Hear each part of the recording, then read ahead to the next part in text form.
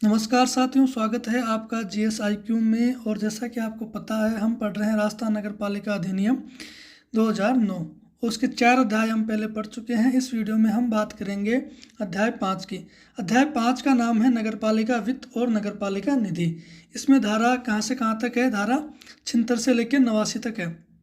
सबसे पहले धारा 76 में दिया हुआ है राज्य वित्त आयोग। राज्य वित्त आयोग, जैसे आपने केंद्र वित्त आयोग पढ़ा है, उसमें क्या करता है, केंद्र और राज्यों के बीच में जो पैसे होते हैं, जो वित्त होता है, उसका बंटवारा करता है, उसकी सिफारिश देता है कितना % राज्यों को देना है, कितना % केंद्र के पास रखना है, और राज्यों में से भी किस राज्य को कितना देना है। इस सिफारिश कौन करता है? केंद्रीय वित्त आयोग। ऐसे ही राज्यों में होता है राज्य वित्त आयोग। राज्य वित्त आयोग क्या करता है? राज्यों के बीच में और पंचायती राज और नगर पालिकाओं के बीच में वित्त का कितना हिस्सा किसको देना है, ये सिफारिश करता है। तो यहाँ पर चूंकि हम पढ़ रहे हैं नगर पालिकाएं, तो हम पंचायती राज के एक बार साइड में रखेंगे। वैसे देखो, ये राज्य वित्त आयोग करता क्या है? सबसे पहले इस धारा में क्या लिखा हुआ है? धारा कहती है कि राज्य वित्त आयोग जो है वो नगर पालिकाओं की वित्तीय स्थिति का पुनर्विलोकन करेगा, उसके बाद राज्यपाल को सुझाव देगा। ठीक है, इसके बाद क्या होगा, इसको हम थोड़ा सा इस तरीके से समझते हैं कि ये जो डायग्राम से ज़्यादा समझ में आएगा। डायग्राम से समझते हैं इस चीज़ को।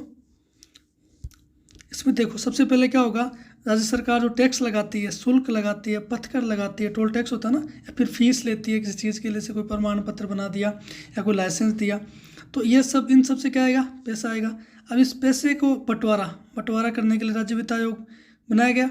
तो उसने क्या किया, कुछ हिस्सा राज्यों को जाएगा, कुछ हिस्सा नगर पालिकाओं को जाएगा। नगर पालिकाओं में भी किस नगर पालिका को कितना देना है, ये कौन बताएगा? राज्य वित्त आयोग बताएगा। अब इसके बाद राज्यों को मिल गया, नगर पालिकाओं को मिल गया। इसके अलावा राज्य चाहें तो कुछ कर नगर पालिकाओं को दे सकते हैं कि आप ही लगाओ और आप इनको वसूल करो। इसके अलावा राज्य सरकार जो है नगर पालिकाओं को अनुदान भी दे सकती है। यहाँ तक बात हो गई। इसके बाद में और क्या करता है राज्य वित्त आयोग? तो वो नगर पालिकाओं की वित्तीय स्थिति को सुधारने के लिए आवश्यक उपाय भी बताता है। इसके अलावा नगर पालिकाओं की सुदृढ़ वित्तीय स्थिति के हित में राज्यपाल द्वारा सौंपे गए अन्य कार्य कौन करता है? राज्य वित्त आयोग। ये हो गए राज्य वित्त आयोग के कार्य। आगे लिखा हुआ है कि राज्य वित्त आयोग की प्रत्येक सिफारिश और उस पर की गई कार्रवाई की जानकारी राज्यपाल को विधानमंडल के समक्ष रखना पड़ता है। ठीक है, ताकि उस पर चर्चा हो सके। यहाँ तक हमने देख लिया। अब हम देखते हैं आगे है धारा 77। अब देखो, धारा 76 में क्या हुआ, राज्य वित्त आयोग जो है उसने अपनी क्या दे दी? सिफारिशें दे दी।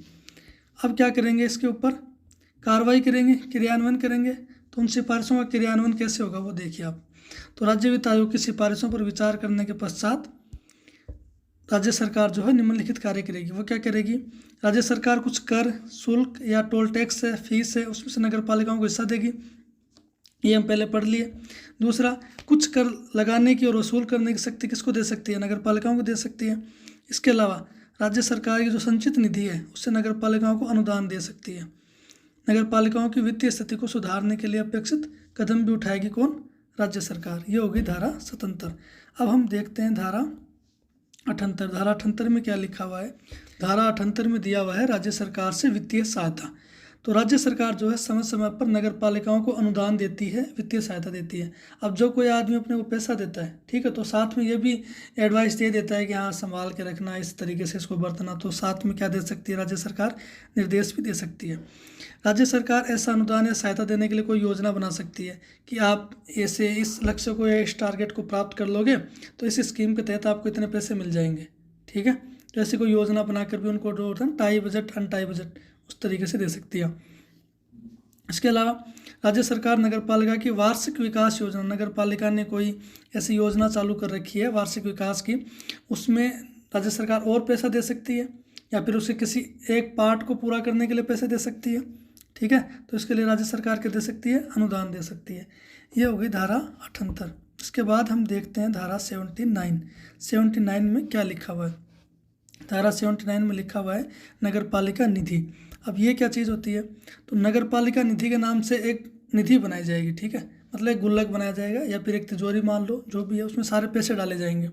पर नगर पालिका जो भी वसूल करती है, चाहे वो टोल टैक्स से किया हो, चाहे कर से किया हो, या फिर किसी भी चीज़ से फीस लेती है, सारे पैसे व्यय हैं, प्राप्तियां हैं, कहीं खर्चा करती है, तो किस में रखे जाएंगे? इस निधि के अंदर रखे जाएंगे, पहली बात।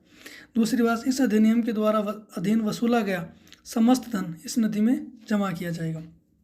और जमा करते टाइम इसमें लेखा शीट्स बनाए जाएंगे कि भाई इतना पैसा इस शीट से आया, इतना पैसा इससे आया, मतलब अलग अलग वो बना देंगे कि ये पैसा कहाँ से आया और कहाँ खर्च किया गया। जैसे मल वहन के लिए कितना पैसा खर्च किया या यहाँ से कितना पैसा आया, जल निकास के लिए, ठोस अपशिष्ट प्रबंधन के लिए, सड़क विकास, रख रखाव, गंदी बस्ती आदि।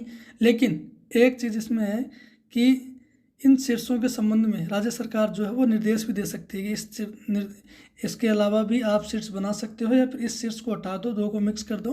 ये निर्देश कौन दे सकती है? राज्य सरकार जो है इनको दे सकती है। लेकिन वाणिज्य परियोजनाओं से क्या तात्पर्य है?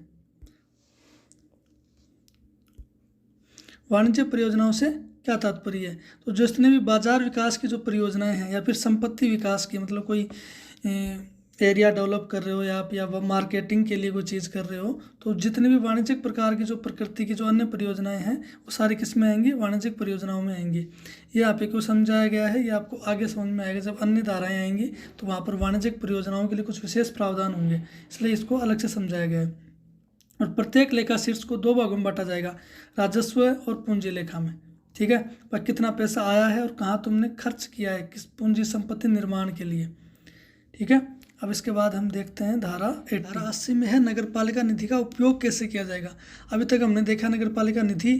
ठीक है, नगर पालिका निधि में पैसा कहाँ से आएगा और किस तरीके से आएगा, और अब हम देख रहे हैं कि नगर पालिका निधि में जो पैसा आया है उसका उपयोग कैसे करेंगे। ठीक है, तो नगर पालिका निधि का प्रयोग अधीन बनाए गए कानून, नियम, उपनियम और अन्य कानूनों के प्रयोजन के लागू करने के लिए समस्त राशियों, प्रभारों और लागतों के भुगतान के लिए किया जाएगा। ये हो गई धारा 80। इसके